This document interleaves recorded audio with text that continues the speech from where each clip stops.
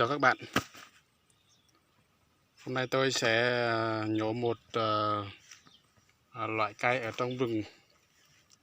Đó là cách chữa bệnh theo phong cách cổ truyền của người đồng bào xưa vẫn hay làm.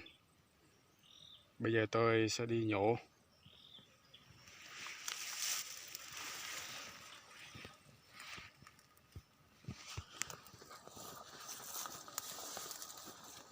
Đây các bạn. Đây là loại mà người dân ngày xưa nhổ lấy rễ của nó các bạn. Đây mình sẽ nhổ cái này. Quá.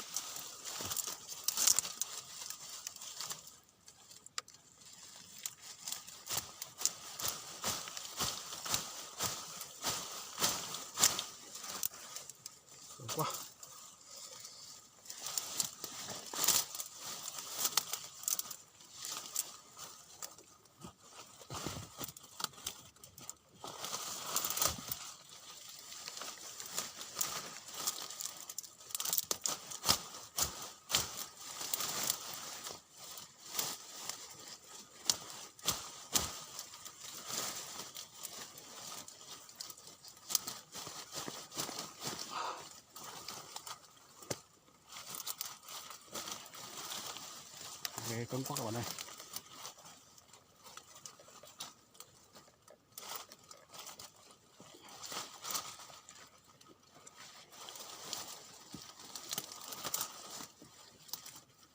Vì tôi không muốn phải đi đâu xa nữa.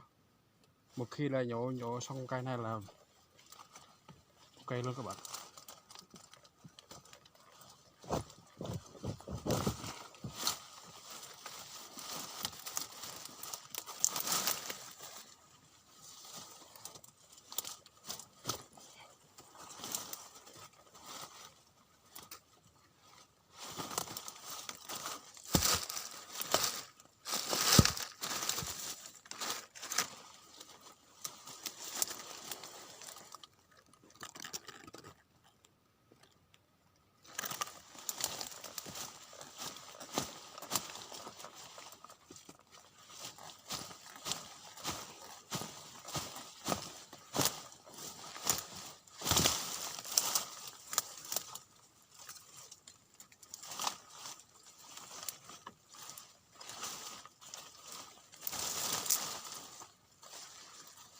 Đặc biệt là gốc to như vậy là nhiều rễ các bạn nhé.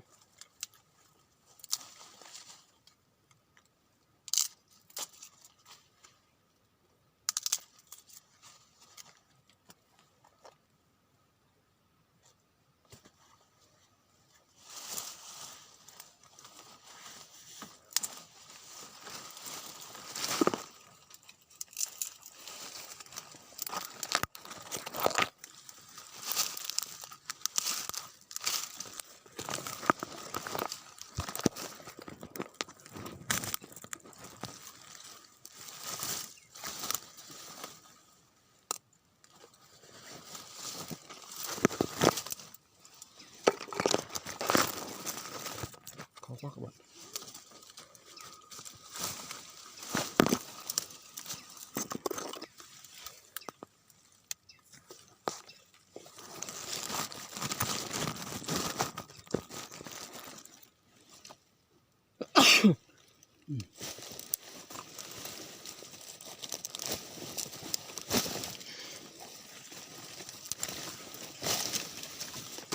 Không nổi luôn các bạn.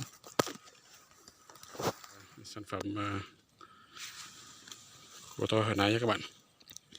Bây giờ mình sẽ đi kiếm củ sả nữa.